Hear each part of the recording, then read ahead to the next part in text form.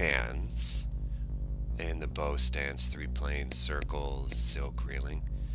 Now again, just the arms are still doing the same flat thing we did when it's the neutral stance. But like we said, with the one hand, the pushing back and forth from heel to heel and the turning of the hips from straight to 45 makes it look like we're kind of doing more than we really are, but it's still very simple, very smooth. I'm just making a little adjustment there. We want to lead from the dantian, work each of the 3 planes. Now just reverse here, again the same sort of 8 for demonstrations purposes, and a little faster than I would normally play, because you want to even out the breathing in and out the same time and in conjunction with the motions. We go out, exhale, come in, inhale. Nice and smooth, nice and even. Again, working the flat coronal plane here. Pushing from heel to heel, keeping each knee as we change. So back foot 45, front foot straight. Each knee stays in line with the foot that is underneath it.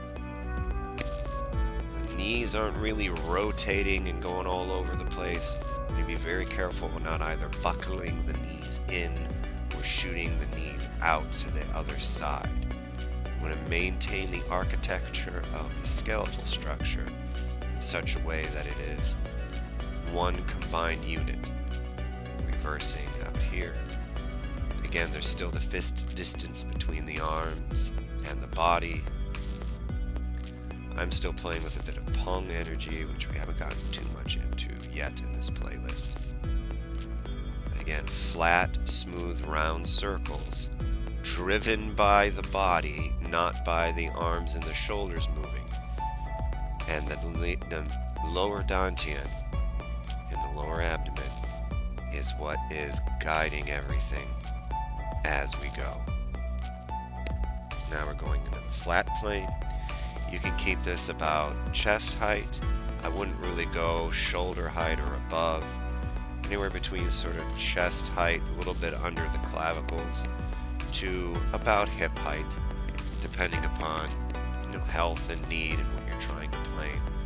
Kind of splitting the difference here, just above the solar plexus, and reversing. Again, exhale out, inhale in terms of the circle as well. Try and make everything just nice and even, nice and smooth, hitting each part of the planes. And again, the deconstructing of this and changing heights and where the palms are and other things like that will start creating the postures that we see. So it's good that we're getting the extra practice with the different stances as well. Now all these other ones you can still play, whether it's cat stance, 7-star stance, these bow stances, you want to play them in drop stances or lady stances, go right ahead. It'll be a little bit harder to get the rotations in those. One-legged stance as well, again a little bit harder to get the rotations. You might have to play a little smaller. Now all of these you can also play very small too. Speaking of which, I was going to make a whole separate thing on that.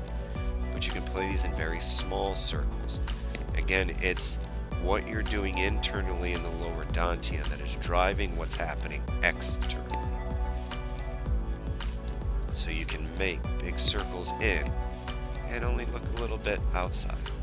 Now again, these circles are coming vertically, so it doesn't have the same obvious sort of turning with the hips, but you still have to make the circles vertically in the lower abdomen in order to be correct with this. We don't want to also collapse, and as we come in, you want to be careful that you're not now bringing your shoulders back, exposing tension into the chest and the shoulders as you draw back and lift up.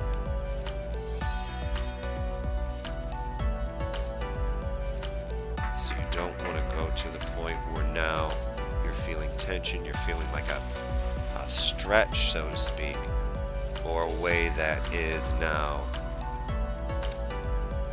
creating tension. These vertical planes here. Some of some of the stuff in this you will directly see when we start getting into the postures properly. Let's switch up. So last side here.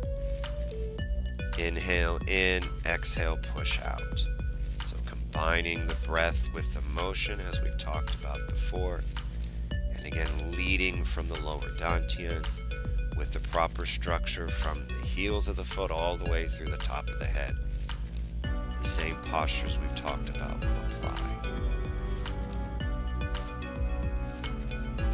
And reversing. Again, being careful not to now expose the chest, create tension, stress, or show too much strength in with the shoulders and the chest, bringing tension along the rhomboids in the center of the back.